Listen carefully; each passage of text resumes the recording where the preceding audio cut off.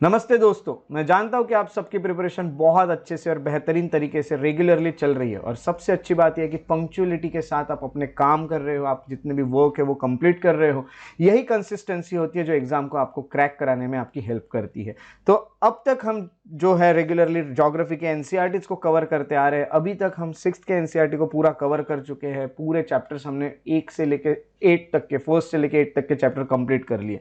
आज हम 7th की एनसीईआरटी शुरू करने जा रहे हैं और आज के वीडियो में हम फर्स्ट और सेकंड चैप्टर को पढ़ने वाले हैं। ये वीडियो शुरू करने के पहले आपको बता दूं कि ये जितने भी ज्योग्राफी की सीरीज है इसे मैंने काफ़ी इंटरेक्टिव बनाया हुआ है। जैसे कि मैंने एक टेलीग्राम चैनल बनाया हुआ है, वो टेलीग्राम ग्रुप बनाया हुआ है। टेलीग्राम ग्रुप के थ्रू आप अपने डाउट सॉल्व कर सकते हैं, आप डिस्कशंस कर सकते हैं। उसके अलावा आपको वहाँ पे एमसीक्यूज भी प्रोवाइड किए जाते हैं टॉपिक वाइज। ये सब चीज़ें आपको वहाँ पे मिलती हैं। आप डिस्कशंस के थ्रू इन्वॉल्व भी हो सकते हैं, बहुत अच्छे से इंटरैक्टिव सेशंस बना सकते हैं। और आपको अगर नोट्स चाहिए तो आप मेरे टेलीग्राम के चैनल को भी ज्वाइन कर सकते हैं। ये पूरे जितनी भी चीज़ें, टेलीग्राम का चैनल हो, ग्रुप हो या और भी वीडियोस की प्लेलिस्ट हो बाकी सब्जेक्ट्स की, ये पूरा डिस्क्रिप्शन में लिखा हुआ है। इस वीडियो के डिस्क्रिप्शन में जाइए और डिस्क्रिप्शन में चेक कीजिए, लिंक को क्लिक कीजिए, ग्रुप को ज्वाइन कीजिए, चैनल को ज्वाइन कीजिए, बाकी प्लेलिस्ट को कंप्लीट कीजिए और अपनी पढ़ाई को और भी बेहतरीन बनाते चलिए। तो चलिए आज का जो लेक्चर है ऑन जो कि हम कहेंगे ज्योग्राफी के 7th के एनसीईआरटी पे है, उसे स्टार्ट करें। जैसे कि आप सब जानते हैं कि मैं इन बिटवीन द लेक्चर्स आपको कुछ क्वेश्चंस पूछता हूं जिसके आंसर आपको कमेंट सेक्शन में लिखने होते हैं। ये बाकी लोगों के लिए और आपके लिए बहुत ही अच्छी एक हेल्प होती है, क्योंकि आपको नॉलेज मिलते जाता है, आपका नॉलेज बढ़ते जाता है और ये हेल्प दूसरों को भी मिल जाती है। इससे अच्छी और बात क्या हो सकती है। तो पिछले वीडियो जो था, हमारा पिछला वीडियो जो कि 6th के एनसीईआरटी के 8th चैप्टर पे था, उसके कमेंट सेक्शन में किसने किसने उन क्वेश्चंस के आंसर किए देख लेते हैं जो मैंने पूछे थे। वो एस्पिरेंट्स के नाम है मयंक जी, स्नेहा जी और सुबोध जी। ये तीनों ने वहाँ पे आंसर किए। जैसे कि हम देख सकते हैं उन्होंने जो कमेंट के थ्रू हमें आंसर किए हैं वो किस तरह से है, ये भी हम देख लेते हैं। ये वो वीडियो था that is based on chapter number 8 class 6 की एनसीईआरटी। यहाँ पे आप देख सकते हैं जो मयंक जी उन्होंने यहाँ पे एक्सेस लिखा हुआ है, मॉनसून को रेगुलर क्रॉप्स अफेक्ट होते हैं कि नहीं, ये सब चीज़ें लिखी हुई है। रेप्टाइल्स के बारे में लिखा है, एम्फीबियंस के बारे में लिखा है, मैमल्स के बारे में लिखा है। बिहार में हम कहेंगे विक्रमशिला हो गया, गौतम बुद्ध बोर्ड सेंचुरी वाल्मीकि, वो बिहार से है, तो यहाँ पे उन्होंने अपने यहाँ के जितने भी सेंचुरीज या नेशनल पार्क है उसके नाम भी लिखे हैं। तो बहुत बेहतरीन तरीके से इंफॉर्मेशन प्रोवाइड की उन्होंने। और सुबोध जी ने भी देखिए यहाँ पे एक्सेस मॉनसून से क्या इफेक्ट होता है, रेप्टाइल्स, एम्फीबियंस, मैमल्स हो गए, वो महाराष्ट्र को बिलोंग करते हैं और उन्होंने यहाँ पे देखिए यहाँ पे कुछ एनिमल्स लिखे हैं और कुछ वाइल्ड लाइफ सेंचुरीज भी उन्होंने यहाँ पे लिखी हुई है। तो आप इस कमेंट सेक्शन में जाके चेक कर सकते हैं ये सब चीज़ें। उसके अलावा आप यहाँ पे आएंगे अगले, तो स्नेहा जी ने भी यहाँ हमें पूरी इन्फॉर्मेशन दी है। एक्सिस यहाँ पे लिखा हुआ है, मॉनसून के बारे में लिखा है, रेप्टाइल्स, एम्फीबियंस हो गए, मैमल्स के बारे में, स्टेट ओडिशा है उनका, ओडिशा के बारे में उन्होंने कुछ एनिमल्स के या फिर हम कहेंगे कुछ स्पीसीज़ के नाम लिखे हुए हैं। और ओडिशा के कुछ हम कहेंगे कि जो भी नेशनल पार्क्स और बायोस्फीयर रिजर्व सेंचुरीज है उनके उन्होंने हमें नाम भेजे हुए हैं।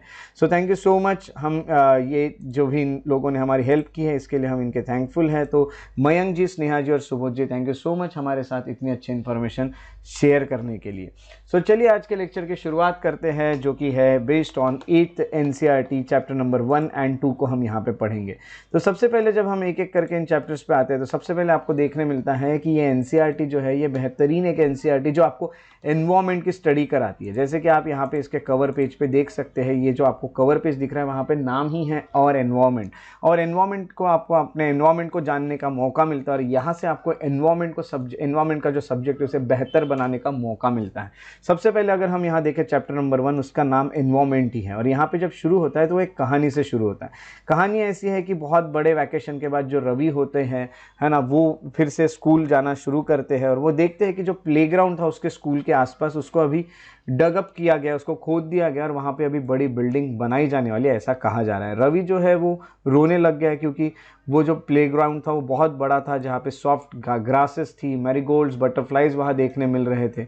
उसने ये जितनी भी अपनी फीलिंग है वो अपने क्लासमेट्स के साथ शेयर की और असेंबली में प्रिंसिपल जो है उन्होंने भी सैडली ये चीज़ कही कि देखिए, see how our environment is changing. अब यहाँ पे उन्होंने एक वर्ड यूज किया, एनवायरमेंट। यहाँ से शुरू होता है आपका पहला चैप्टर जो होता है एनवायरमेंट।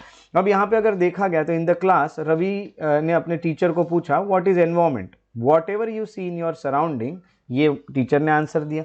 रवि पूछते हैं कि एनवायरनमेंट क्या होता है। टीचर कहते हैं कि जो भी आपको आपके सराउंडिंग में दिख रहा है, आजू बाजू दिख रहा है, वो आपका एनवायरनमेंट है। रवि और भी चीजें सोचना शुरू करता है। इसका मतलब वो कहता है दैट मीन्स स्कूल के बिल्डिंग हो गए, टेबल्स हो गए, चेयर्स हो गए, क्लासरूम के, इवन वो जो ओपन फील्ड है आगे, या फिर रोड, गार्बेज, मेरे दोस्त, क्या ये सभी मेरे एनवायरनमेंट का पार्ट है? तो टीचर कहते हैं यस, सभी आपके एनवायरनमेंट का पार्ट है। तो फिर वो कहते हैं बट वेट, कुछ ऑब्जेक्ट जो है वो नेचर ने बना है, for example mountains, rivers, trees, animals, और कुछ जो है वो लोगों ने बनाए, जैसे roads, cars, clothes, books, but ये सब तो है एनवायरनमेंट ही।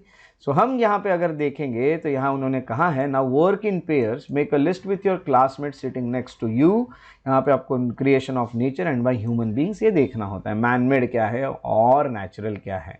अब यहाँ पे अगर देखा गया तो एनसीईआरटी में एक एनवायरनमेंट की बहुत अच्छी डेफिनेशन लिखी हुई है, वो ये है कि एनवायरनमेंट इज और बेसिक लाइफ सपोर्ट सिस्टम, है ना। तो लाइफ को सपोर्ट करने वाला एक सिस्टम है जो हमें एयर दे रहा है, जो हम ब्रीथ कर रहे हैं, हमें वाटर दे रहा है जो हम ड्रिंक कर रहे हैं, हमें फूड दे रहा है जो हम ईट कर रहे हैं, जो खा रहे हैं, और हमें लैंड दे रहा है जहाँ पे हम रह रहे हैं, वेयर वी लिव, है ना। तो हम कहेंगे ये सब चीज़ें, तो हम ये कह सकते हैं कि how do human beings modify this natural environment. तो क्या ये एनवायरनमेंट को हम कहेंगे कि मॉडिफाई कर सकता है जो हम कहेंगे ह्यूमन बीइंग है वो? तो बिल्कुल, कार के जैसे फ्यूम्स निकल रहे हैं वो एयर को पोल्यूट कर रहे हैं, वाटर जो पॉट में आया है वो कलेक्ट किया हुआ है, फूड जो हम वेसल्स में रख रहे हैं, या लैंड जो है जिससे हम फैक्ट्री बना रहे हैं, इस तरह से हम अपने एनवायरनमेंट को मॉडिफाई किए जा रहे हैं। या एनवायरनमेंट पे, इस लैंड पे फैक्ट्री पहले थोड़ी ना थी, किसी पॉट में हम कहेंगे कुछ खाना थोड़ी ना था, या फिर पानी थोड़ी ना था, ये सब तो हमने बनाया। अब यहाँ पे अगर हम देखें तो ह्यूमन बींग्स जो होते हैं वो हम कहेंगे कि कार्स बनाते हैं, मील्स बनाई है, फैक्ट्री बनाई है, मैन्युफैक्चर किए कंटेनर्स, है ना। तो इस तरह से हमने अपने नेचुरल एनवायरनमेंट को कर दिया मॉडिफाई। तो इस तरह की चीज़ें कुछ हमें पता चलती है। तो देखिए एनवायरनमेंट का कितना अच्छा डेफिनेशन मिला है यहाँ पे हमें, जब रवि ने अपने टीचर को पूछा और टीचर ने जो आंसर किया उससे हमें कितने अच्छे से पता चलता है कि एनवायरनमेंट क्या है। अब यहाँ पे अगर एनवायरनमेंट की बात करें तो सबसे पहले यहाँ पे देखा गया, इस यहाँ पे बहुत अच्छा एक डायग्राम बनाया है, यहाँ बहुत अच्छा एक फिगर है जिसमें आपको देखने मिलता है एनवायरनमेंट के बारे में। यहाँ देखिए कंपोनेंट्स ऑफ एनवायरनमेंट में लिखा है नेचुरल और कुछ ह्यूमन मेड। नेचुरल में आते हैं जैसे वाटर, एयर, लैंड, या फिर living things, that is biosphere, हमने पहले भी देखा था, हाइड्रोस्फीयर, एटमॉस्फेयर, लिथोस्फीयर, बायोस्फीयर, ये सब नेचुरल है। वैसे ही मैनमेड बात करें तो बिल्डिंग्स हो जाती है, पार्क्स हो जाते हैं, ब्रिजेस होते हैं, रोड्स, मॉन्यूमेंट्स, इंडस्ट्रीज जो हमने बनाए हैं।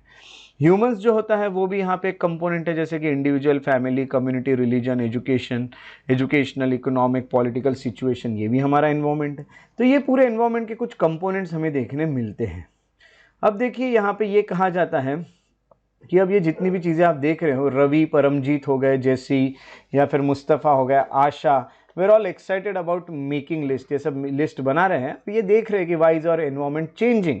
ये इकबाल ने पूछा, उन्होंने कहा it's because all our needs, है ना, हमारी जो भी ज़रूरतें हैं जो दिन ब दिन बढ़ती जा रही है, we are there for modifying, इसलिए हम एनवायरनमेंट को मॉडिफाई कर रहे हैं, हमारे नेचुरल एनवायरनमेंट, नेचुरल सराउंडिंग का हम डिस्ट्रॉय किया जा रहा है, ये टीचर ने कहा। अब यहाँ पे क्या होता है कि फ्रॉम अबव कॉन्वर्सेशन आपको एक चीज़ ये देखने मिल रही है that the place, people, things and nature that surrounds any living organism is called environment. यानी एनवायरनमेंट में क्या क्या आ रहा है, प्लेसेस आ रही है, पीपल यानी लोग आ रहे हैं, थिंग्स आ रहे हैं, नेचर आ रहा है जो हमें सराउंड कर रहा है, कोई भी लिविंग ऑर्गेनिज्म वो भी एनवायरनमेंट में आता है, वो जो भी ये जितनी भी चीज़ें सराउंड कर रहे हैं किसी भी लिविंग ऑर्गेनिज्म को, वो आ रहे हैं एनवायरनमेंट में। उसके अलावा हम कह सकते हैं कि एनवायरनमेंट में क्या क्या होता है, नेचुरल और ह्यूमन मेड फेनोमेना है। नेचुरल जो एनवायरनमेंट है वो उसमें नेचुरल भी है और ह्यूमन मेड भी है। तो हम कहेंगे नेचुरल एनवायरनमेंट जो है उसमें बायोटिक और अबायोटिक कंडीशंस होती है। अब बायोटिक क्या और अबायोटिक क्या ये देख लेते हैं। यहाँ पे देखिए बायो जहाँ आ गया वहाँ समझ जाएगा लाइफ, बायो, तो यहाँ पे हम कहेंगे the world of living organism it's called biotic, जहाँ पे लिविंग यानी बायोटिक, नॉन लिविंग यानी अबायोटिक, जहाँ पे हम कहेंगे जैसे कि लैंड, और बायोटिक के एग्जांपल में हम कहेंगे प्लांट्स और एनिमल्स। तो आपको पता है एनवायरनमेंट में कुछ बायोटिक चीज़ें, कुछ अबायोटिक चीज़ें। अपने आजू बाजू अगर आप नज़र फेरेंगे तो आपको बहुत सारी ऐसी चीज़ें दिखेंगी जो कि बायोटिक है, जो अबायोटिक है। जैसे अभी मैं जहाँ बैठा हूँ मुझे यहाँ पे टेबल, चेयर, लैपटॉप, या फिर हम कहेंगे कि माउस हम कहेंगे, या कहेंगे मेरे सामने कुछ प्लांट्स रखे हुए हैं, वो प्लांट्स तो प्लांट्स मेरे सामने रखे हुए हैं वो कुछ बायोटिक है, जैसा मेरा लैपटॉप मेरे सामने रखा है वो अबायोटिक है। उसके अलावा लैपटॉप तो ये मैनमेड हो गया, बट नेचुरल में अगर देखा गया तो ऑक्सीजन है मेरे आसपास, एयर है, लैंड है जिस पे मैं बैठा हुआ, ये सब अबायोटिक है। तो ये जो प्लांट्स दिख रहे हैं या फिर कुछ एनिमल्स जो मेरे आसपास जो दिखेंगे वो पूरे के पूरे एनिमल्स भी बायोटिक होते हैं। ये सब चीज़ें आपको यहाँ पे पता चल जाती हैं। अब आगे हम आते हैं तो आगे हमें और पता चलता है कि ये सब जितनी भी चीज़ें हैं अर्थ पे, conditioning existing on the earth, human environment reveals the activities, creations and interactions among human beings, है ना। तो यहाँ पे क्या चल रहे हैं, सब कुछ इंटरैक्शन चल रहे हैं। अब यहाँ पे ये कहा गया है कि ये जो बायोटिक और अबायोटिक जितने भी फैक्टर्स है या ये जो कंडीशंस है जो अर्थ पे है या फिर ह्यूमन एनवायरमेंट में है, वो कुछ एक्टिविटीज़ कर रहे हैं या फिर क्रिएशंस हुए हैं या फिर इंटरैक्शंस हो रहे हैं ह्यूमन बींग्स के साथ इन्वायरमेंट में। अब यहाँ पे हम आते हैं तो उन्होंने एनवायरमेंट के बारे में कहा है कि एनवायरमेंट ये वर्ड कहाँ से, एनवायरमेंट ये word French word that is environner से आया है। एनवायरनर जो होता है उसका मीनिंग होता है नेबरहुड, नेबरहुड यानी एनवायरमेंट, ऐसा फ्रेंच में हमें वर्ड एक मिला है। अब नेचुरल एनवायरमेंट की बात करते हैं। जैसे आपने यहाँ पे क्या देखा, अब तक आपने जो जो चीज़ें देखी वो यहाँ पे मैं आपको बता देता हूँ। यहाँ पे आप गौर करेंगे, उसको अच्छे से समझने की कोशिश करेंगे। हमने सबसे पहले ये देखा कि वहाँ पे हमारे कुछ एनवायरमेंट होता है, ठीक है। एनवायरमेंट में आपको लिखना है तो आप लिख भी सकते हैं मेरे साथ साथ, ओके, काफ़ी बेनिफिशियल होगा। एनवायरमेंट जो है उसमें कुछ कंपोनेंट्स होते हैं, जैसे होते हैं नेचुरल और कुछ होते हैं मैनमेड। हमें जो बड़ा काम होता है वो नेचुरल से होता है। नेचुरल एनवायरनमेंट में हमने देखा कि बायोटिक फैक्टर से यानी जो लिविंग थिंग है वो, और अबायोटिक फैक्टर है यानी जो नॉन लिविंग थिंग है वो। जैसे बायोटिक में हम कहेंगे एग्जांपल लिए तो प्लांट्स, एनिमल्स, ठीक है। अबायोटिक के एग्जांपल अगर आप लेना चाहो तो land, air, water etcetera etcetera. तो ये आपको यहाँ पे कुछ चीज़ें पता चलती है। तो आप देख रहे हैं कि बायोटिक और अबायोटिक फैक्टर्स क्या होते हैं ये आपको पता चल गया, एनवायरनमेंट क्या होते हैं आपके सराउंडिंग ये आपको पता चल गया। तो ये कुछ चीज़ें आपको यहाँ पे पता चल चुकी है। अब हम आगे और भी बढ़ सकते हैं और भी चीज़ें देखते हैं। अब यहाँ पे हम नेचुरल एनवायरनमेंट को स्पेशली स्टडी करते हैं, तो आपको स्पेशली यहाँ पे नेचुरल एनवायरनमेंट को स्टडी करना होता है। नेचुरल एनवायरनमेंट की बात करें तो land, water, air, plants, animals, ये पूरे नेचुरल एनवायरनमेंट में आते हैं। हम कहेंगे कि we are familiar with the meaning of lithosphere. हमने पिछले कुछ चैप्टर्स में ही देखा, लिथोस्फीयर यानी जहाँ लैंड होती है वो, हाइड्रोस्फीयर यानी जहाँ पानी होता है, एटमॉस्फेयर यानी जो एयर होती है वो, और इन सबको मिलकर बनता है बायोस्फीयर जहाँ पे लाइफ होती है वो, है ना। तो अभी हमको कुछ फैक्ट्स देखने इनके बारे में। लिथोस्फीयर जो है वो एक सॉलिड क्रस्ट है या फिर हार्ड टॉप लेयर है अर्थ की। अर्थ की जो ऊपर की लेयर है उसे लिथोस्फीयर कहा जाएगा, और उसमें क्या है, लिथोस्फीयर में होता है रॉक्स और मिनरल्स, ओके, और उसको कवर कर रहा है एक थीन लेयर सॉइल की, है ना। अब आपको पता है कि जैसे हम देखते हैं कि अगर लिथोस्फीयर की बात करें तो लिथोस्फीयर में एक लेयर होती है सॉइल की, और इसके अंदर आपको देखने मिलते हैं रॉक्स, मिनरल्स, ये सब छुपे हुए हैं। ये अगर सॉइल की लेयर है तो इसके नीचे, तो ये कुछ चीज़ें आपको यहाँ पे पता चलती हैं।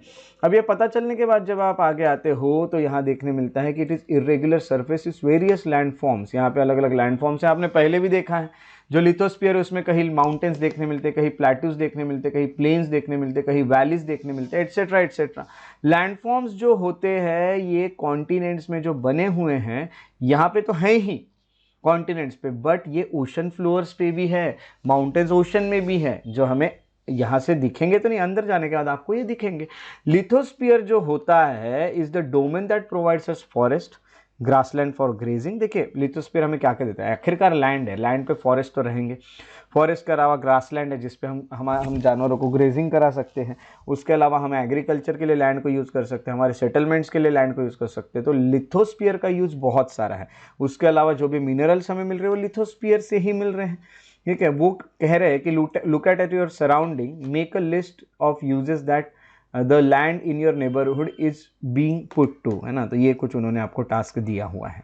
नेक्स्ट अगर हम आते हैं तो हमें ये पता चलता है जहाँ एटमॉस्फेयर, हाइड्रोस्फीयर और लिथोस्फीयर आके मिलता है उसे बायोस्फीयर कहते हैं। देखो ये बायोस्फीयर है, इसमें आपको क्या क्या देखने मिल रहा है, इसमें आपको ये पहाड़ देखने मिल रहा है, that is part of lithosphere, पानी देखने मिल रहा है, that is part of hydrosphere, ये हवा देखने मिल रही है, that is part of atmosphere. तो तीनों आके मिलते हैं तभी तो लाइफ बनती है।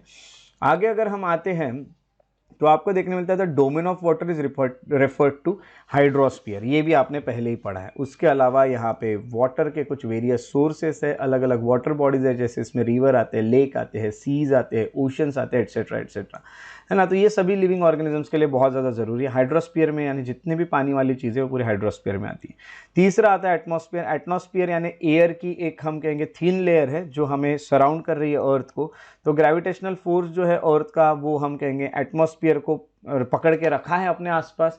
यानी हम कहेंगे एटमॉस्फेयर में हमें देखने मिल रहा है कुछ गैसेस, जैसे कि हम कहेंगे ऑक्सीजन है, नाइट्रोजन है, कार्बन डाइऑक्साइड है, ये सब आपको एटमॉस्फेयर में देखने मिलता है। एटमॉस्फेयर को पकड़ के रखा हुआ है अर्थ ने, क्योंकि अर्थ ग्रेविटेशनल जो फोर्स है उससे होल्ड करके रखती है अपने आसपास एटमॉस्फेयर को। उसके अलावा ये जो एटमॉस्फेयर है it protects us from harmful rays. आपको ये भी बता दूं कि हार्मफुल रेज जो आ रही है सन से, जो हीट आ रही है सन से, उससे हमें वो एटमॉस्फेयर प्रोटेक्ट कर रहा है। ये जो एटमॉस्फेयर है ये हमें प्रोटेक्ट कर रहा है उन रेज से। किस तरह से ये हम आगे और भी डिटेल में पढ़ेंगे, बट फिलहाल आपको ये बता दूं कि it consist of number of gases.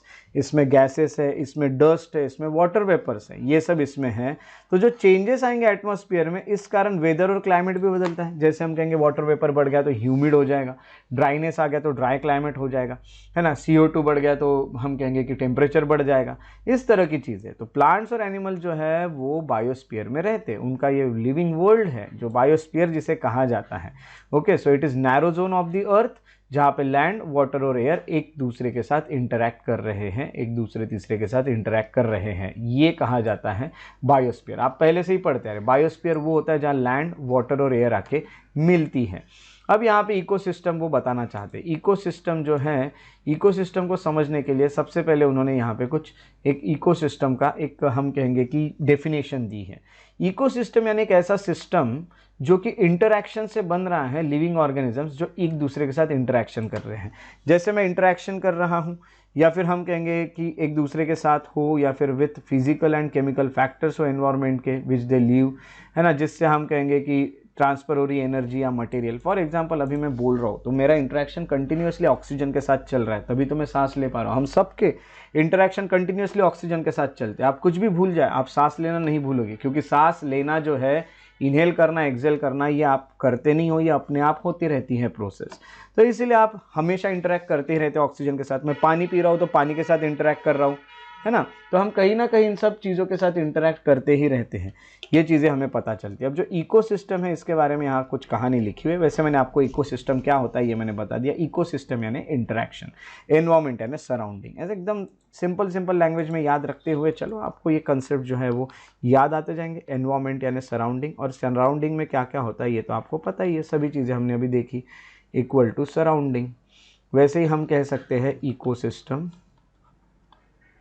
Is equal to interaction. इनके बीच में जो आपके सराउंडिंग में, उनके बीच में जो इंटरैक्शन चल रहा है उसको इकोसिस्टम कहा जाता है। दूसरा कंसेप्ट ये भी क्लियर हो जाता है। ऐसे एक एक कंसेप्ट हम क्लियर करते करते आगे बढ़ते हैं।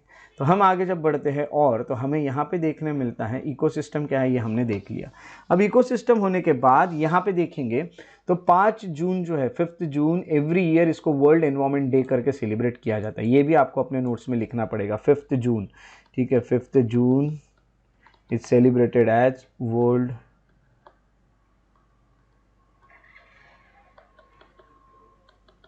Environment Day। एवरी ईयर इसे सेलिब्रेट करते हैं वर्ल्ड एनवायरनमेंट डे करके, ठीक है। तो ये भी याद रखेंगे। अब ये रखने के बाद अब आगे हम बढ़ते हैं तो हमें पता चलता है कि जो इन्होंने यहाँ पे लिखा हुआ है वो भी चीज़ बड़ी काम की हमें देखने मिलती है। जैसे कि जितने भी प्लांट्स हैं, एनिमल्स हैं और ह्यूमन बींग्स हैं, वो किस चीज़ पे डिपेंड है, तो अपने सराउंडिंग पे डिपेंड है। आप देखिए, प्लांट्स अपने सराउंडिंग पे डिपेंडेंट है, तभी जीना है, जिएगा कोई प्लांट या मरेगा ये पता चलता है उसके सराउंडिंग से ही। वैसे हम लोग या एनिमल्स, है ना, हम कहेंगे they often are inter dependent on each other. आप प्लांट्स पे डिपेंड हो मानते हो, आप एनिमल्स पे डिपेंड हो मानते हो। चलो आप नॉन वेजिटेरियन भी नहीं होंगे, आप वेजिटेरियन होंगे तो भी आप मिल्क तो कंज्यूम करते होंगे जो किसी एनिमल से आता है। आप प्लांट से कोई सब्जी तो खाते होंगे, या प्लांट्स जो है वो कभी ना कभी सनलाइट का यूज़ कर रहा है या फिर कार्बन डाइऑक्साइड का यूज़ कर रहा है फोटोसिंथेसिस के लिए। एनिमल्स प्लांट्स का यूज़ कर रहे हैं अपने खाने के लिए, यानी सब यहाँ पे इंटरेक्शन जो है वो कर ही रहे और एक दूसरे पे इंटरडिपेंडेंट है ही। तो ये जो रिलेशन है लिविंग ऑर्गेनिजम्स के बीच की, एज वेल एज उनकी रिलेशनशिप जो है उनके सराउंडिंग के बीच की, यही से बनता है इकोसिस्टम। यहाँ पे आपने जैसे कि मैंने आपको बताया, यहाँ चल रहे हैं इंटरैक्शन। तो there could be an ecosystem of large rain forest. Grassland एक इकोसिस्टम हो सकता है, डेजर्ट का इकोसिस्टम हो सकता है, माउंटेन्स हो, लेक्स हो, रिवर्स हो, ओशन हो, एनी वन स्मॉल पॉन्ड हो, सबका आप अपना इकोसिस्टम होता है। ठीक है, तो ये हमें यहाँ पे पता चलता है। उसके अलावा यहाँ पे कुछ चीज़ें उन्होंने लिखी है, यहाँ पे एक उन्होंने कंसेप्ट लिखा है बार्टर सिस्टम क्या होता है।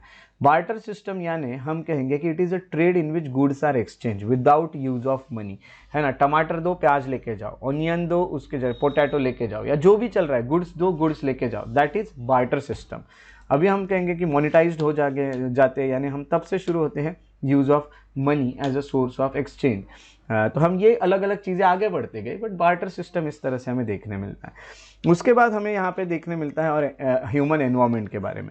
अब ह्यूमन एनवायरनमेंट जैसे हमने यहाँ पे देखा, यहाँ पे कुछ पार्ट्स हमें देखने मिले, नेचुरल क्या होता है, ह्यूमन मेड क्या होता है, ह्यूमन क्या होता है। ह्यूमन एनवायरनमेंट की अगर बात करें तो हमारा एनवायरनमेंट किस तरह से होता है ये भी बता दूँ। ह्यूमन बीइंग जो है वो इंटरैक्ट कर रहे हैं एनवायरनमेंट के साथ और मॉडिफाई कर रहे हैं अपने नीड के अकॉर्डिंग एनवायरनमेंट को। ह्यूमन बीइंग कुछ नहीं एनवायरनमेंट को सिर्फ खराब कर रहा है। अर्ली ह्यूमन बीइंग्स जो थे वो नेचुरल सराउंडिंग को अडॉप्टेड थे, वो सिंपल लाइफ जीते थे और अपनी जितनी भी रिक्वायरमेंट है उसको पूरा करते थे, जो नेचर उनको दे रहा है वही करते थे। अब टाइम जैसे जैसे आगे बढ़ते गया, विद द नीड्स ग्रो, हमारे ज़रूरतें बढ़ती गई और ज़रूरतें अलग अलग आती गई, तो ह्यूमन बीइंग ने भी नए नए तरीके सीख लिए कि वो किस तरह से एनवायरनमेंट को बदल सकता है, यूज़ कर सकता है। और उसके साथ साथ वो सीख गया कि उसको जो क्रॉप्स पसंद है उसको वो ग्रो करेगा, जो एनिमल्स पसंद है उनको डोमेस्टिकेट करेगा और एक सेटल्ड लाइफ जिएगा। जब से व्हील इन्वेंट हुआ है तो फूड तो बहुत बचने लगा है, फूड का सरप्लस यहाँ पे बन चुका है।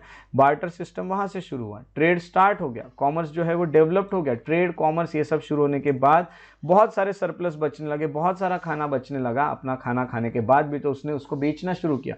इंडस्ट्रियल रिवॉल्यूशन आ गया, इंडस्ट्री के थ्रू वहाँ पे बहुत सारे प्रोडक्शन किए गए, ट्रांसपोर्टेशन फास्ट हो गया, इंफॉर्मेशन रिवॉल्यूशन से कम्युनिकेशन भी ईजी हो गया। ये सब चीज़ें होने के बाद अब बहुत आसान हो चुका है। तो यहाँ वही कहा है कि have you ever thought why you love eating juicy watermelon in summer. कभी आपने सोचा है कि आपको वाटरमेलन खाने की इच्छा क्यों होती है समर में, या फिर हम कहेंगे आपको हॉट रोस्टेड पीनट्स खाने की इच्छा क्यों होती है विंटर में। ठीक है, क्योंकि आप चाहते हो कि आप एक परफेक्ट बैलेंस बना के रखें, है ना। तो हम यही है अपनी बॉडी का या ये सब चीज़ों का, यानी हम कहते हैं कि एक परफेक्ट बैलेंस बहुत ज़रूरी है नेचुरल ह्यूमन एनवायरनमेंट और नेचुरल चीज़ों का। जैसे आप वाटरमेलन को ग्रो कर रहे हैं या पीनट्स को ग्रो कर रहे हैं, जो भी आप काम कर रहे हो, बट आप बैलेंस बना के रखिए और आप सीखिए कि आपको एनवायरनमेंट के साथ हारमोनियस वे में एक अच्छे तरीके से कैसे जीना चाहिए। तो ये सब चीज़ें हमें यहाँ पे पता चलती हैं। ठीक है, तो ये है आपका एनवायरनमेंट। फिर यहाँ पे एक स्टोरी दी है, नूरी नाम की गर्ल है। स्टोरी बहुत सिंपल है, आपको पढ़ना है तो आप उसे पढ़ सकते हो। बाकी यहाँ पे जितनी भी चीज़ें थी वो मैंने आपको यहाँ पे कवर करके दी है। तो यहाँ से हमें कुछ कंसेप्ट्स भी मिले हैं, जैसे हमें ये पता चला कि एनवायरनमेंट हमारी सराउंडिंग होती है, इकोसिस्टम उसमें इंटरेक्शन होता है। एनवायरनमेंट में नेचुरल एनवायरनमेंट होता है, मैनमेड एनवायरनमेंट भी होता है। हमने नेचुरल में पढ़ा कि बायोटिक होता है, अबायोटिक होता है। बायोटिक यानी लिविंग थिंग्स वाला और अबायोटिक यानी नॉन लिविंग थिंग्स वाला। एग्जाम्पल्स आपके पास यहाँ पे लिखे हैं, मैंने डिस्कस कर लिए हैं। 5 जून को वर्ल्ड एनवायरनमेंट डे सेलिब्रेट किया जाता है, ये भी आपने देखा। यहाँ पे आपने एक और कंसेप्ट देखा, दैट इज़ बार्टर सिस्टम। तो बार्टर सिस्टम जो होता है उसमें एक्सचेंज होते हैं, एक्सचेंज एंड एक्सचेंज किस चीज़ का, तो exchange of goods without money.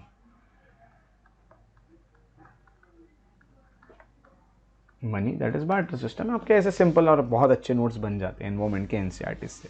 ठीक है, तो यहाँ पे हमने फर्स्ट चैप्टर जो उसे कंप्लीट कर लिया है। फर्स्ट चैप्टर के बाद हम अब सेकंड चैप्टर की तरफ बढ़ेंगे। सेकंड चैप्टर देखते हैं अब कौन सा है। तो एनवायरनमेंट के 7th के एनसीईआरटी में जो सेकंड चैप्टर दिया है दैट इज इनसाइड और अर्थ। अब अर्थ के अंदर हमें जाना है, अर्थ के अंदर हम जाएंगे और देखेंगे अर्थ के अंदर कैसा होता है। तो अर्थ अगर मैं आपको बोलूँ कि एक ओनियन की तरह है जिसमें लेयर्स लेयर्स निकलती हैं, तो आप इस चीज़ को विश्वास नहीं करोगे, बट ये बिल्कुल सच है, अर्थ वैसी ही है। अर्थ अब क्या है क्या नहीं ये जान लेते हैं। सबसे पहले हम शुरुआत करते हैं, दैट इज़ यहाँ पे जो इंट्रोडक्शन दिया है वहाँ से। जो अर्थ होती है वो एक डायनामिक प्लानट है ना। It is constantly undergoing changes inside and outside, उसमें चेंजेस आते जा रहे हैं। तो आपने कभी ये सोचा है कि अर्थ के अंदर क्या होगा? What is the earth made up of, earth किस चीज़ से बनी है और क्या है, ये सब हमें यहाँ पे जानना है। तो हमारा जो दूसरा चैप्टर बनता है वो है inside our earth, that is interior of the earth. तो देखते हैं इंटीरियर ऑफ अर्थ क्या होती है। जस्ट लाइक एन ओनियन, मैंने आपको बोला अनियन जैसा होता है, वैसा ही अर्थ जो होता है वो बहुत सारे अलग अलग कॉन्सेंट्रिक लेयर से बनी हुई है, जो एक के अंदर एक आपको देखने मिलती है। जैसे यहाँ पे देख रहे हैं, एक लेयर, दूसरी लेयर, तीसरी लेयर, चौथी लेयर, लेयर ही लेयर यहाँ पे बने हुए हैं। तो हम कहेंगे जो अपर मोस्ट लेयर है अर्थ के सरफेस के ऊपर, उसे क्रस्ट कहा जाता है। ये अर्थ के सरफेस जो है ये है ना, तो हम कहेंगे upper most layer over the earth surface is called crust, सबसे ऊपर। और जो क्रस्ट होता है it is thinnest of all layer, सबसे थिन है, सबसे पतला है, और हम कहेंगे कि अबाउट 35 किलोमीटर्स का क्रस्ट होता है। अगर हम आगे आते हैं तो ये 35 किलोमीटर्स का कॉन्टिनेंट्स पे होता है। अब आपको ये भी पता चलेगा, देखो कॉन्टिनेंट्स पे जो लेयर है ये बड़ा रह सकता है, बट ओशन ऑलरेडी डीप है, इतने के बाद यहाँ से लैंड शुरू होती है, तो क्रस्ट यहाँ पे छोटा रहेगा। तो हम कहेंगे कि जो कॉन्टिनेंट्स है उसमें जो क्रस्ट है उसकी जो थिकनेस है वो 35 किलोमीटर्स देखने मिलती है। और अगर हम आते हैं ओशन फ्लोर्स पे, तो ओशन फ्लोर्स पे सिर्फ 5 किलोमीटर की देखने मिलती है, 5 किलोमीटर्स, क्योंकि ओशन में ऑलरेडी डेप्थ है, लैंड तक पहुंचने को वैसे भी काफ़ी टाइम लगेगा, उसके बाद हम काउंट करेंगे तो वहां तक हम पहुंचते हैं। अब हम यहाँ पे अगर क्रस्ट पे आ रहे हैं तो यहाँ पे इस डायग्राम में हम देख लेते हैं, इसको थोड़ा स्टडी करते हैं अच्छे से। तो जैसे मैंने कहा कि जो अपर मोस्ट लेयर है अर्थ की उसे क्रस्ट कहा जाता है। क्रस्ट जो होता है ये सबसे पहले कुछ फैक्ट्स, जैसे कि आपको मैंने बताया कि कॉन्टिनेंट्स पे अगर देखा गया तो कॉन्टिनेंट्स पे जो क्रस्ट की हम कहेंगे कि थिकनेस है it is about 35 kilometres crust. और अगर मैं ओशन सरफेस पे, ओशन पे आता हूँ, तो ओशन फ्लोर्स पे अगर आप जाते हो, ओशन के फ्लोर पे आप जाते हो, तो वहाँ से सिर्फ अबाउट आपको 5 किलोमीटर्स की ही ये लेयर देखने मिलती है क्रस्ट की। तो क्रस्ट जो है दोनों तरफ अलग अलग है। दूसरी बात क्रस्ट के बारे में जो बता रहा हूँ इसे अच्छे से समझ जाइएगा। जो मेन मिनरल्स आपको देखने मिलते हैं कॉन्टिनेंटल मास में, यानी यहाँ पे कॉन्टिनेंट्स में, वो कौन से है क्रस्ट में, ये आपको बता देता हूँ, ठीक है। अब यहाँ पे हम कहेंगे कि ये जो क्रस्ट है यहाँ पे कॉन्टिनेंटल मासेस जो देखने मिलते हैं वो है सिलिका। क्रस्ट किससे बना है, तो सिलिका, और दूसरा है एल्यूमिनियम। सिलिका और एल्यूमिनियम या एल्यूमिना इससे बना हुआ है, इसीलिए इसके शॉर्ट फॉर्म में SI सिलिका से और AL एल्यूमिनियम से ये बन जाता है Cl। तो यह आपको Cl देखने मिलता है, Cl सिलिका और एल्यूमिनियम। जो क्रस्ट होता है, अगर हम कहें कि अगर अब ओशन में जाते हैं, ये मैंने आपको बताया कॉन्टिनेंट वाला इस तरह का है, ठीक है। अब यही हम देखते हैं क्रस्ट को ओशन में जाके। अब मैं आपको बताता हूँ ओशन, ठीक है। तो ओशन की तरफ जब आप जाते हो तो आपको ओशनिक क्रस्ट जो होता है ये क्या देखने मिलता है ओशन में, तो ओशन में आपको यहाँ पे सिलिका देखने मिलता है, और दूसरा आपको यहाँ पे मैग्नीशियम देखने मिलता है। तो मैग्नीशियम और सिलिका ये बन जाता है। तो इसको क्या कहा जाएगा, वैसे यहाँ Cl कहा जा रहा है, यहाँ पे सीमा कहा जाता है या साइमा कहा जाता है, जो भी आप कहना चाहो, शॉर्ट फॉर्म है। तो आपको ये कुछ कंसेप्ट, यहाँ पे कुछ फैक्ट्स पता चलते हैं कि ओशन में जो क्रस्ट है उसमें Cl और सिलिका और मैग्नीशियम है, और यहाँ पे एल्यूमिनियम और सिलिका है क्रस्ट में, Cl और सीमा, ये दो चीज़ें आपको यहाँ पे पता चलती है। अब क्रस्ट के नीचे अगर आप जाओगे तो क्रस्ट के नीचे आपको जो दिखेगा, यहाँ पे देखिए क्रस्ट के नीचे जैसे जैसे आप जाते हो तो आपको अलग सा ही कुछ यहाँ पे देखने मिल रही है, एक लेयर देखने मिल रही है। तो चलिए पहले एनसीईआरटी क्या कहती है ये देख लेते हैं, फिर हम यहाँ पे आएंगे और भी चीज़ें जान लेंगे। तो देखिए जैसे मैंने आपको बताया, यहाँ लिखा है the main minerals constituents of the continental masses are silica and alumina. It is the Cl, that is silica and alumina. The ocean crust mainly consists of silica and magnesium. It is therefore called as sima. अगर हम आगे आते हैं तो just beneath the crust is the mantle, ठीक है, जैसे कि आप डायग्राम में देख भी सकते हैं। तो यहाँ पे हम फिर से एक डायग्राम में आ जाते हैं। अब यहाँ पे हम क्रस्ट के बाद जाते हैं तो यहाँ पे क्रस्ट के नीचे आपको देखने मिल रहा है ये मैंटल। मैंटल होने के साथ साथ ये जो मैंटल है ये कितना इसकी डेप्थ होती है, तो इसकी डेप्थ फिर भी 2900 किलोमीटर्स तक होती है। जैसे आपने देखा क्रस्ट की जो डेप्थ थी वो 35 और 5 किलोमीटर्स थी, तो यहाँ पे तो कोई ओशन आपको दिखेंगे नहीं मैंटल की तरफ। तो यहाँ पे आप डायरेक्टली कह सकते हैं कि 2900 किलोमीटर्स तक यहाँ पे मैंटल रहता है, क्रस्ट के नीचे बोल रहा हूँ, क्रस्ट के नीचे मैंटल 2900 तक रहता है। फिर मैंटल के नीचे अगर आप आओगे तो यहाँ पे आपको कोर देखने मिलता है, ये है आपका पूरा कोर पार्ट। कोर वाला जो पार्ट आपको देखने में जैसा भी रहेगा पूरा ऐसा गोल रहेगा, ठीक है, मैं सर्कल बहुत अच्छा नहीं बना पा रहा हूँ।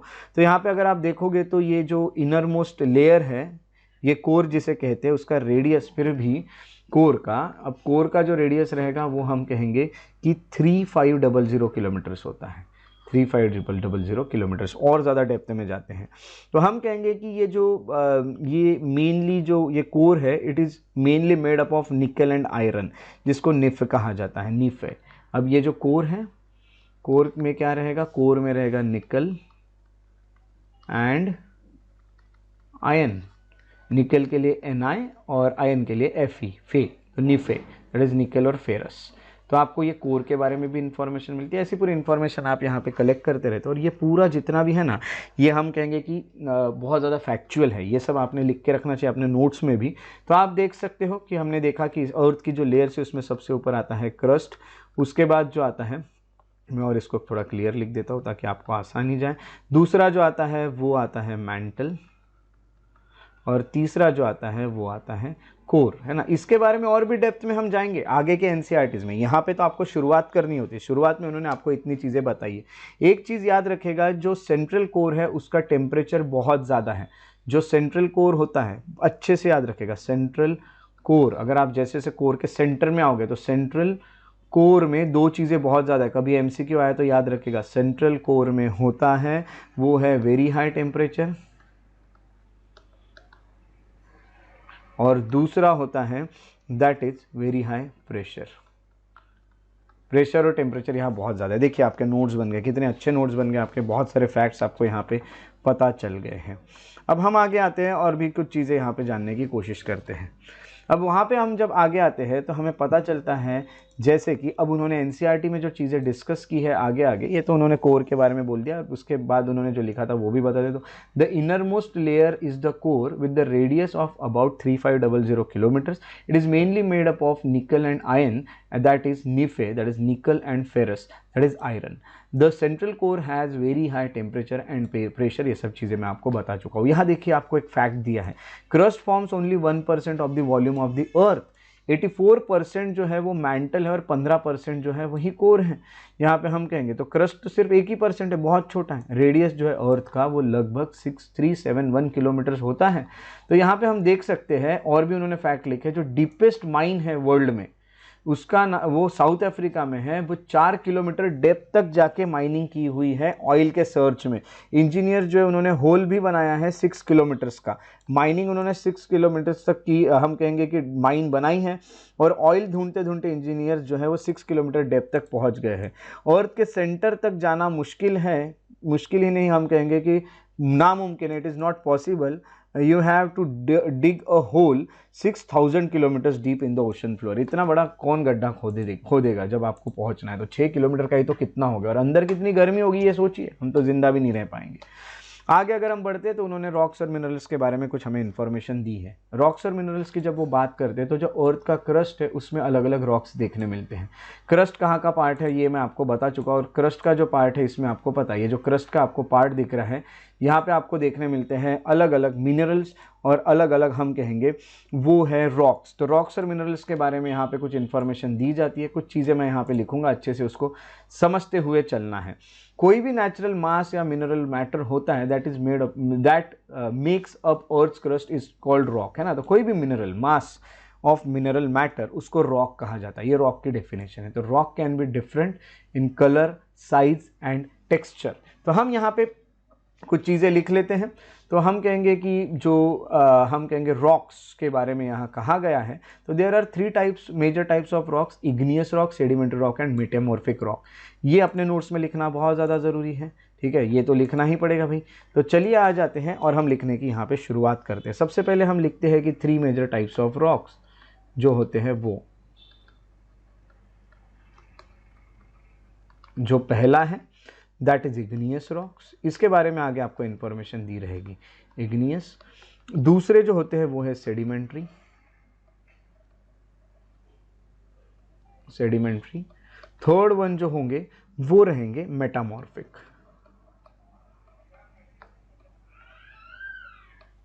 ठीक है। तो 3 तरह के रॉक्स आपको देखने मिलते हैं मेनली। अब चलिए इनके बारे में हम कुछ चीज़ें जानने की पूरी तरह से कोशिश करते हैं। सबसे पहले आपको देखने मिलता है when the molten magma cools. जब हम कहेंगे जब अर्थ के अंदर होता है तो मैग्मा होता है, वो मोल्टन होता है, वो हम कहेंगे कि एक तरह से लिक्विड फॉर्म में होता है। जब वो ठंडा हो जाता है तो वो सॉलिड बन जाता है, और उससे जब रॉक्स बनते हैं, है ना, देख लेंगे अर्थ के अंदर से निकल रहा है मैग्मा जो लिक्विड फॉर्म में बाहर निकल, वोल्केनो से निकलता है, आपने देखा होगा, वो बाहर निकलेगा तो वो ठंडा हो जाएगा। जाएगा, ठंडा हो जाने के बाद वो सॉलिड बन जाएगा, सॉलिड बनेगा तो उससे बनते जो रॉक्स है उसे इग्नियस रॉक्स कहा जाता है and they are also called primary rocks.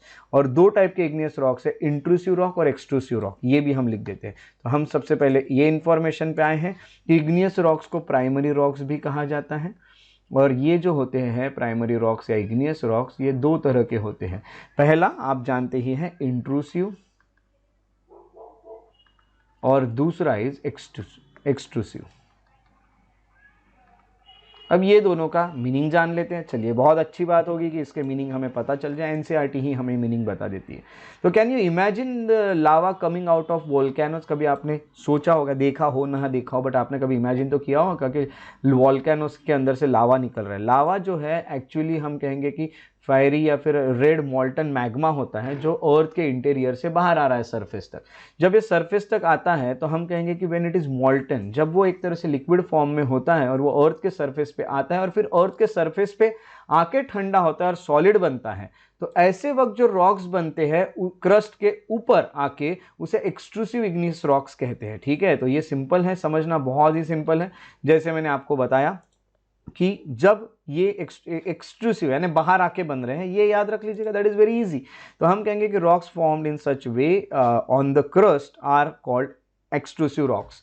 So they have a very fine grain structure होता है इनका। फॉर एग्जांपल बेसाल्ट रॉक्स आपको देखने मिलते हैं। जो डेक्कन प्लेटू आप देखते हैं ना, अभी के अभी उसे मार्क कीजिए और आपको लिखना है कि डेक्कन प्लेटू, कमेंट सेक्शन में लिखिएगा कि जो डेक्कन प्लेटू होता है वो कौन कौन से स्टेट्स में देखने मिलता है। तो डेक्कन प्लेटू जो है वो पूरा का पूरा बेसाल्ट रॉक से बना हुआ है, इसी तरह होता है। तो क्या हो रहा है, वोल्केनो जो है वो अंदर से बाहर आ रहा है। मैं यहाँ पे आपको डायग्रामेटिक वे में बताने की कोशिश करता हूँ, बट ये मेरी एक कोशिश होगी, ये भी जान लीजिए। अब यहाँ से बहते हुए बाहर आया है कुछ, हम कहेंगे वो है कुछ मैग्मा, है ना। तो ये या फिर जो कि लावा था वो बाहर आ चुका है, ये यहाँ पे था। ये होने के बाद ये क्या हो गया, ये कूल डाउन हो गया, ये ठंडा हो गया। बाहर आने के बाद ठंडा हुआ और फिर इसका रॉक बना, तो इसको कहा जाएंगे एक्सट्रूसिव, क्योंकि बाहर आया था। अब इसका ही अपोजिट होगा कुछ ना कुछ इंट्रूसिव में, ये तो आप बिल्कुल गेस कर पा रहे हो। तो हम कहेंगे कि इंट्रूसिव क्या होता है कि समटाइम्स ये जो मॉल्टन मैग्मा होता है ये अंदर ही अर्थ के क्रस्ट में ही ठंडा हो जाता है। तो सॉलिड रॉक्स जब अंदर के अंदर जो बनते हैं उन्हें इंट्रूसिव इग्नियस रॉक्स कहा जाता है, क्योंकि since they cool down slowly they form large grains, है ना। तो धीरे धीरे धीरे बनते हैं, तो लार्ज ग्रेन्स होते हैं उसपे, और ग्रेनाइट जो है वो इसका ही एग्जाम्पल है। ठीक है, तो ग्राइंडिंग स्टोन जो होते हैं use to prepare paste powders, हम कहेंगे spices grains and are made up of granite, ये सब आपको देखने मिलता है। तो ग्रेनाइट जो है वो अंदर का है, बेसाल्ट का एग्जाम्पल जो है, बेसाल्ट जो है वो एक्सट्रूसिव का है और एक इंट्रूसिव का है। ये एग्जाम्पल्स भी हम यहाँ पे लिख लेते हैं, हमें ये चीज़ें याद रखने के लिए बहुत अच्छी होती है। तो इंट्रूसिव यानी अंदर के अंदर होता है और एक्सट्रूसिव यानी बाहर आके होता है, ये दो चीज़ें पता चली। तो एग्जाम्पल में आपको इंट्रूसिव के जो एक्सट्रूसिव के जो एग्जाम्पल था वो आपको पता चल गया था, बेसाल्ट है, और अगर आप इंट्रूसिव में आते हैं तो ग्रेनाइट है। देखिए कितने अच्छे नोट्स बनते हैं एनसीईआरटी से। तो एनसीईआरटी बहुत काम की है, ये तो पक्की बात है, 100% काम की है। इससे काम की बुक्स तो इतनी अच्छी बुक्स तो हमें बहुत मुश्किल से मिलती है। दूसरा अब उन्होंने क्या लिखा है, सेडिमेंट्री रॉक, सेडिमेंट्स के बारे में लिखा है। तो दूसरा टाइप देखते हैं।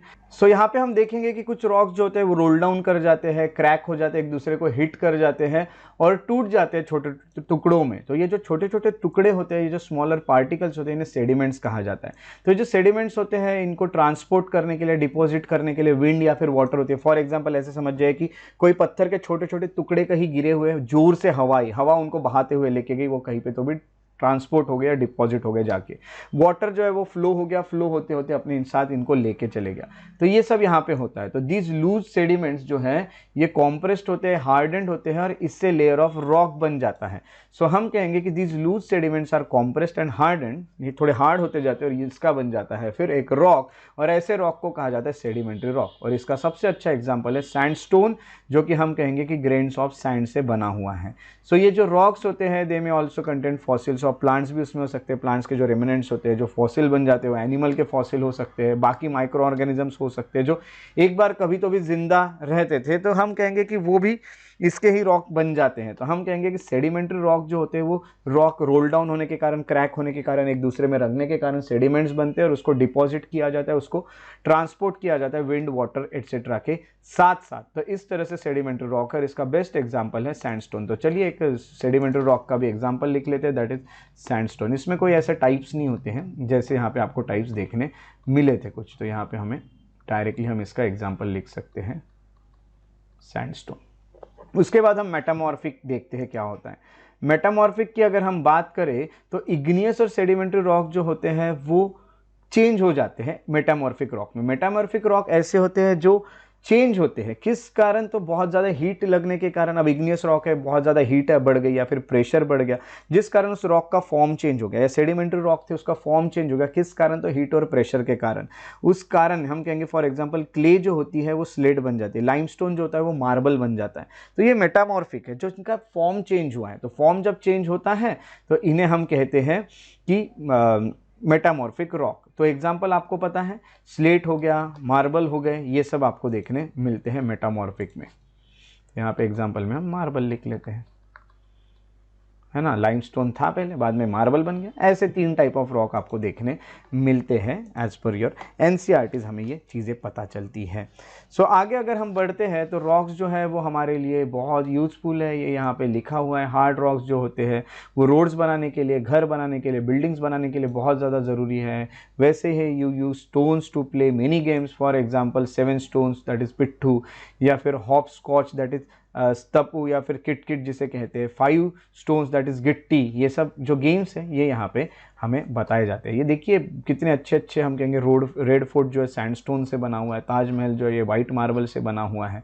आपको इस तरह के कुछ मॉन्यूमेंट्स और उसमें अलग अलग तरह के जो स्टोन्स यूज हुए हैं वो कमेंट सेक्शन में लिखने हैं, और आपको और अपना जो नॉलेज है उसे और ज़्यादा बढ़ाते हुए चलना है। तो यहाँ पे हम कहेंगे कि you will be surprise to know that one type of rock changes to another type under certain condition in a cyclic manner. यहाँ पे एक रॉक जो है दूसरा रॉक बनते जा रहा है। ये जो प्रोसेस है ट्रांसफॉर्मेशन की एक रॉक से दूसरे रॉक बनने की, इसे रॉक साइकिल कहा जाता है। सो हम कहेंगे process of transformation of the rock from one to another is known as rock cycle. जैसे आपने ये देखा कि मैग्मा जो होता है वो ठंडा हो जाता है, सॉलिडिफाई हो जाता है, इग्नियस रॉक बनता है। इग्नियस रॉक टूट जाते हैं स्मॉल पार्टिकल्स में, उनको डिपॉजिट किया जाता है, सेडिमेंट्री रॉक्स बन जाते हैं। इग्नियस और सेडिमेंट्री रॉक जो होते हैं उनको हीट और प्रेशर के कारण उसमें चेंज आते हैं, मेटामॉर्फिक रॉक बन जाते हैं। मेटामॉर्फिक रॉक जो होते हैं ये फिर भी बहुत ज़्यादा हीट और प्रेशर के चलते फिर से मेल्ट डाउन हो जाते हैं और वो मॉल्टन मैग्मा बन जाते हैं। और ये जो मॉल्टन मैग्मा होता है ये ठंडा हो जाता है और फिर से वही प्रोसेस शुरू हो जाती है। देखिए क्या हो रहा है, हम कहेंगे कि पहले हम जैसे कहीं से भी आइए, मेटामॉर्फिक था, मेटामॉर्फिक ज़्यादा हीट के कारण मेल्ट हो गया, मैग्मा में चले गया, मैग्मा से फिर से इग्नियस रॉक बन गया, इग्नियस से सेडिमेंट्री बन गया, और इन दोनों चेंज होकर फिर से ये मेटामॉर्फिक बन गए। ये सब प्रोसेस जो है ये साइकिल की साइकिल रॉक की चलती रहेगी। ये रॉक की साइकिल जो है ये कभी रुकने वाली नहीं है। रॉक्स अपना जो फॉर्म है वो बदलते रहेंगे, हर बार बदलते हुए आपको दिखेंगे। रॉक्स जो होते हैं ये बनते हैं अलग अलग मिनरल्स से। मिनरल्स जो होते हैं वो नेचुरली ऑकरिंग सब्सटेंस होते हैं जिसका अलग अलग फिजिकल प्रॉपर्टी होती है, डेफिनाइट केमिकल कंपोजिशंस होती हैं। मिनरल्स जो होते हैं are very important for human kind. कुछ हम फ्यूल करके यूज़ करते हैं, फॉर एग्जाम्पल कोल भी मिनरल है, नेचुरल गैस है, पेट्रोलियम है, and they are also used in industries, iron, aluminium, gold, uranium etc. in medicine जैसे फर्टिलाइजर में और ये सब में भी यूज होते हैं। तो बहुत अच्छी बातें हैं। अब आपको नीचे कमेंट सेक्शन में लिखना है कि what are the minerals found in your state. आप जिस स्टेट में रहते हो स्टेट का नाम और वहाँ कौन से मिनरल्स मिलते हैं वो आपको लिखना है। ऐसा सब लोग लिखना शुरू कर दे तो सोचिए हमारे पास सभी स्टेट्स के नाम और उनके मिलने वाले मिनरल्स की हमारी एक साथ स्टडी कंप्लीट हो जाती है। तो साथ में रह के कलेक्टिव वर्क कीजिए और कलेक्टिवली हर चीज़ को सॉल्व करके हर चीज़ का सॉल्यूशन ढूंढने की कोशिश हमेशा करते रहिए। तो इस तरह से हमने जो चैप्टर नंबर 2 था ये भी हमने कवर किया, और जो 2nd चैप्टर था इसमें हमने रॉक्स और इनसाइड अर्थ जाके हमने पढ़ा। देखिए हमने इनसाइड अर्थ जाके ये सब चीज़ें स्टडी की आज के लेक्चर में। उसके अलावा हमने यहाँ पे जो पढ़ा था ये 3 मेजर टाइप्स ऑफ रॉक्स भी हमने यहाँ पे स्टडी किए डिटेल में। और पहले चैप्टर में हमने एनवायरनमेंट के बारे में पढ़ा, इकोसिस्टम के बारे में हमने वहाँ पे पढ़ा। तो इस तरह से आज का हमारा बेहतरीन एक लेक्चर रहा जिसमें हमने एनसीईआरटी के 2nd और 3rd चैप्टर को कंप्लीट, 1st और 2nd चैप्टर को कंप्लीट किया है। अगर आपको मेरे वीडियोज़ पसंद आते हैं तो याद रखें उन्हें शेयर ज़रूर करें और लाइक करें और सब्सक्राइब करते रहे मेरे यूट्यूब चैनल को, और बेल आइकॉन को प्रेस करना ना भूलें। ऐसा करने से आपको वीडियोज़ के नोटिफिकेशन मिलते रहेंगे और आपके वीडियोस कभी मिस नहीं होंगे। तो चलिए हम मिलते हैं अगले लेक्चर में। तब तक के लिए अपनी पढ़ाई अच्छे से रखिए, कंसिस्टेंट रहिए पढ़ाई में। All the best, take care and have a very good day.